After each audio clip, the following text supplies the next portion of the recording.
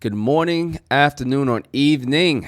My name is Adam with the Theory, and welcome to another episode of Adam's Theory. Okay, so in today's episode, I want to talk about magic items, and I think we got a problem.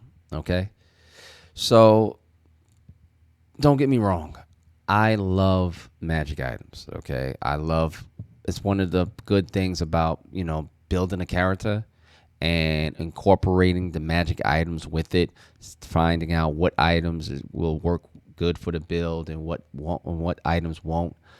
However, I do feel that for the overall health of Dungeons and Dragons, we may have to kind of scale our, I would say, addiction to magic items. And yes, as a player, we are addicted to magic items. We always want magic items. After every encounter, we're going through the goblins' bags, trying to find out if they got any. Like, gold is good, but the only reason why we want the gold is for the magic items. That is what we want. We want the magic items. All right.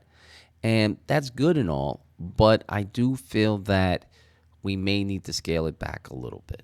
So let me give you a couple of examples. Let's deal with the easy one first, okay? I have played in a couple of level 20 one shots, all right? Where pretty much we build a level 20 character. They give us the guidelines of what items that we can get, potions, and all that. And they're fun, don't get me wrong. However, after playing a couple of level 21 shots, honestly, I will say this: we do not need legendary items. I understand we're level 20 and we are like we're practically demigods. But there's a couple of issues with that, all right? From a player standpoint, most of us don't have a lot of experience playing with a level 20 character, okay? There's a lot of stuff on that sheet that you have to remember for your level 20 character, all right? A lot of abilities and all. I've played a level 20 monk a couple times, and they have a few abilities that I totally forget about. Okay, because to be quite honest, at that level, I could forget about it because to be quite honest, I'm more comfortable with the level 1 through 10 abilities that I get from my monk that I honestly forget anything higher than 11. Also with the wizards, where they got a couple of spells that, well, and when I say wizard, not just the wizards, your spellcasters, your full spellcasters, your wizards, your sorcerers, your druids, your clerics, and yes, my warlocks, because we are full casters, somewhat, but whatever. We have, honestly, every spells over level 5, we don't got that much experience using. And at level 20, where we got to deal with level 7, 8, and ninth, and most of we don't read our level 2 spells. All right, and we're supposed to remember what our level 8 spells do. So come on. So it's just one of those things that, because there's so much that a player has to remember with their level 20 character, there's really no need to add the complexity of a legendary item. Okay, not a rare item, not a really rare item or ultra rare, whatever, the second tier of it is, but a legendary item, a legendary artifact that has abilities on top of, it's going to give you a +3, plus this and that. Here's an example of a legendary item that you shouldn't give your players, all right? The Holy Avenger for the Paladin. All right. The Paladin at level 20 already has level 5 spell slots that they're already at level 5, 6, 7. So that's 78. So if the Paladin, he or she, decides to lay the smite on somebody, that's going to be 78. If it's a fiend or demon and stuff, that's another 2. So that's like 98 already off the back with a level 5. You're going to give them the Holy Avenger to add 2 more D8s to it. And then also with their aura that is already, that expands, I think, 30 feet at level 20. Now you're going to give everybody an advantage and a +5 because they already got there. Because at level 20 with your charisma as a paladin, you maxed out your charisma, so everyone's getting +5 in your aura. Now you're gonna add advantage to that? Come on, that's insane, insane. You don't need that. You're already level 20. You don't need a legendary artifact, okay? But not just that, but also, well, we did the Holy Avenger, but let's also do another item, okay? That's not legendary. The Illusionate Bracers, okay? It's a magic item that pretty much says that, hey, as a bonus action, you could cast a cantrip as a bonus action. Not a problem until you give it to the Warlock, okay? Because as a Warlock, our favorite cantrip is Eldritch Blast, all right? At level 20, you could shoot not 1, not 2, not 3, but 4 Eldritch Blast, okay? I add the bracers on. Now that 4 goes to an 8, all right? That's a D10 plus my charisma modifier. That's +5, but that's not the issue. The issue is all the invocations I can add on top of that.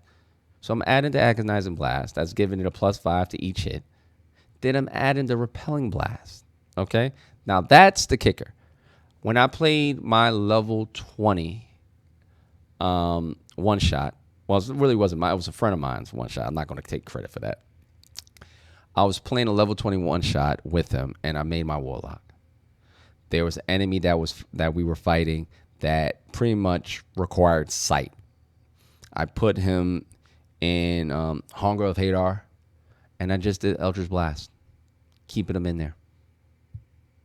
Encounter was done. Also, when we got into the next fight, I don't think I got hit because I was moving the enemies around like a chessboard. It was fun the first time, but will I ever do it again? No.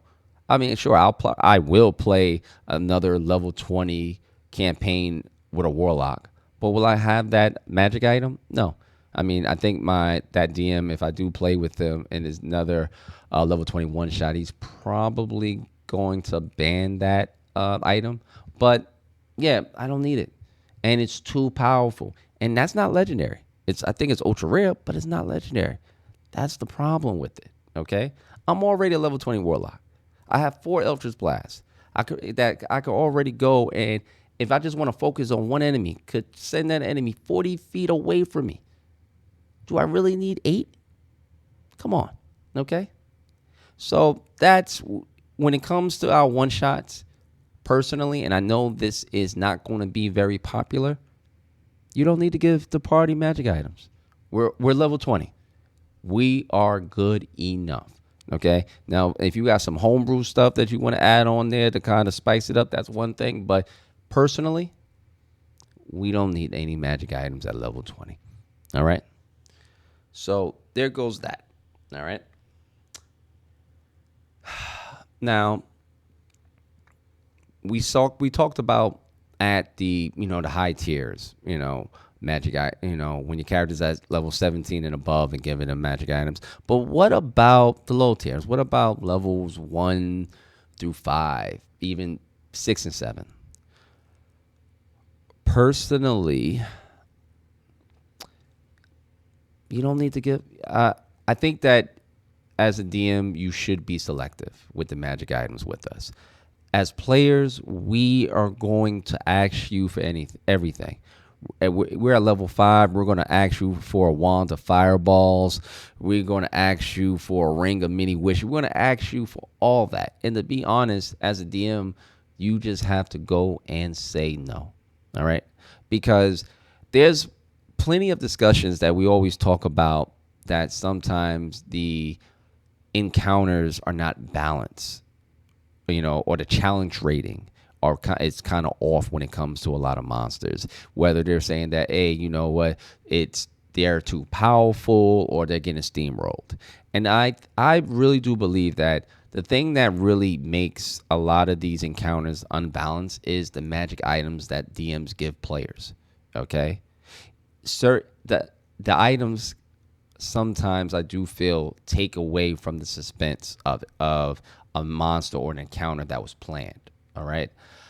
An example is giving even the marshals +1 weapons, which I understand that since they don't have any magic, if they run into an enemy that's magic resistant, they're not going to be doing as much damage. But I think that's the point. Okay. I think that, you don't need to add 3 or 4 of these monsters, but just add 2 of them and just make them have magic resistance.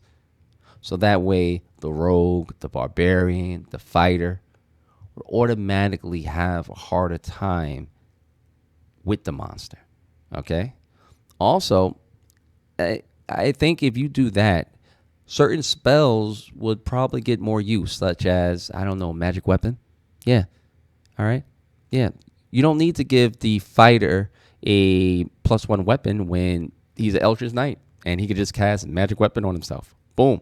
Or, hey, the wizard or cleric, hey, they have a reason to have that spell around to kind of help out the party, to help them out. Boom.